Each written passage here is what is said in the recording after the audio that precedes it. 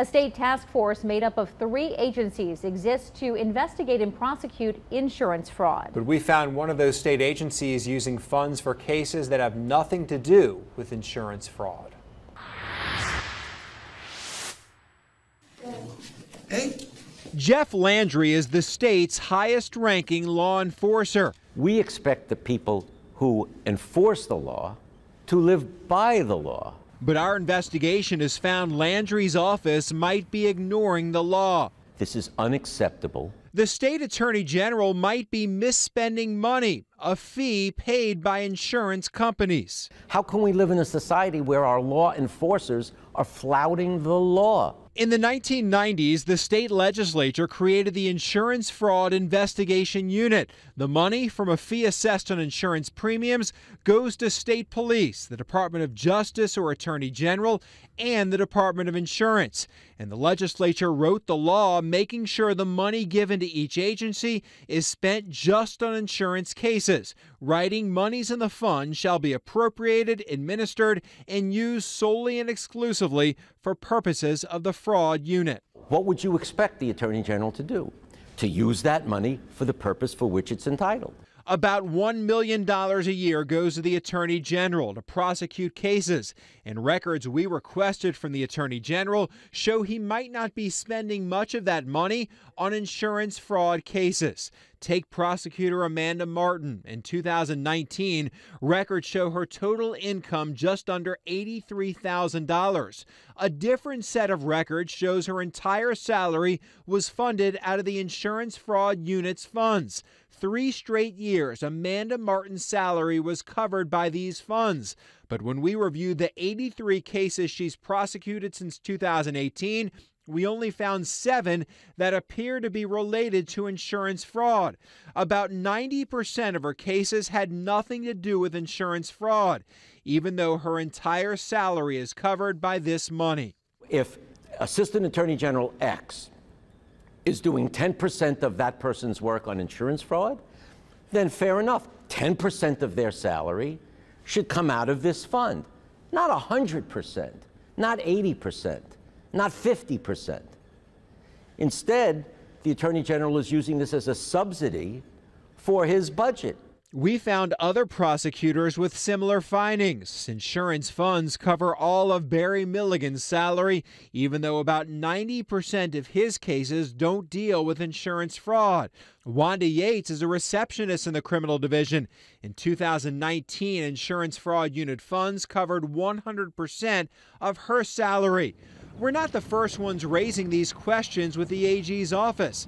In his resignation letter, former Assistant Attorney General Matthew Durbis told Landry he reported and complained about the illegal spending of insurance fraud support unit funds, writing the office had been illegally manipulating this fund for years. This is the chief law enforcement officer of the state ignoring or circumventing both the letter of the law and certainly the spirit of the law.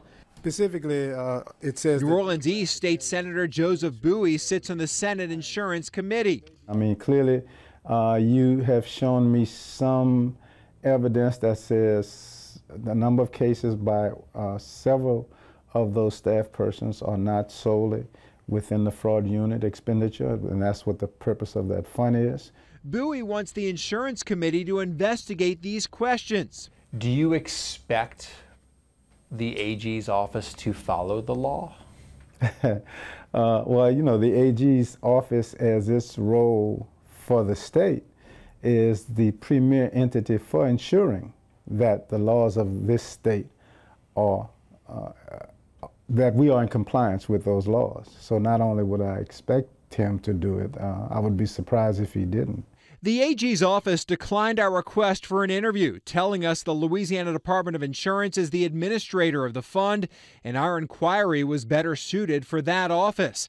But the Department of Insurance told us that's not true, writing 3 agencies collectively participate administering the task force: insurance, the Attorney General, and state police. We also told the Attorney General's office the funds flow to their office. They have control over their 15% allocation. Thus, it seems reasonable to ask questions about how they allocate their money. The AG's office told us once again the fact remains that the Louisiana Department of Insurance is the fund administrator, which appears to be untrue. The Office of Insurance also told us each agency administers its allocated funds, so the Attorney General's office is responsible for how its money is being spent. But there's more. Getting records to detail our findings proved difficult. Take the long list of cases handled by each prosecutor in the office. On January 19th of this year, we asked the Attorney General for a spreadsheet that shows all of the closed cases for the past 3 years. And we wanted that spreadsheet to list each prosecutor in the case. 8 days later, the office responded their system doesn't track closed cases by assistant attorney general or prosecutor. We reply that we've seen their case tracking system and it does allow the search we're requesting. About 2 weeks later, the office sent the spreadsheet we requested, about 2 months after telling us it couldn't be produced. We also asked the Attorney General for other spending related to the insurance fund. On March 17th, we asked for a data set of all expenses. We received a summary sheet of 6 categories. So we told them that's vague and we wanted a detailed list. The office responded with another summary breakdown with no expense-by-expense detail. They won't give us the detailed expenses. Well, what's the natural inference? When you ask somebody a question and they refuse to give you the answer, the natural inference is they don't want to give you the answer because it's not a good answer.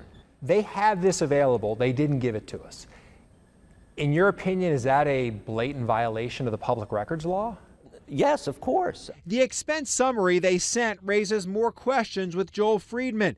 Insurance fraud unit money went to pay for drug testing, bar dues, and even Capitol Park security. You can tell from the name of some of these items, Capitol Security, for example, has nothing to do with prosecuting, investigating, educating people about insurance fraud.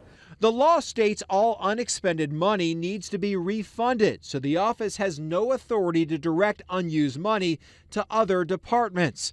Friedman says he's not sure if Attorney General Jeff Landry is aware of the findings in our story. It's likely someone else in his office who allocates the money. Regardless, Friedman says it's unacceptable and must be addressed immediately by the highest-ranking law enforcer in the state. But in the end, as Harry Truman said, the buck stops with him. As for those detailed expense records, we are still waiting on those from the Attorney General's office. We traded a series of emails with the AG's office. About 2 days after we wrote with the Department of Insurance replied, the Attorney General's office sent us another email. In it, the office wrote, "This tri-agency task force has operated for nearly 2 decades without incident. There have been no complaints from any of the participating agencies or within our agency on the implementation of pursuing these important cases." The spokesperson went on to say Amanda Martin has worked and is currently working insurance fraud cases and is eligible to be paid out of the insurance fraud fund. All parties involved in the task force are state employees being paid by state funds and stand ready at any moment to pursue these cases.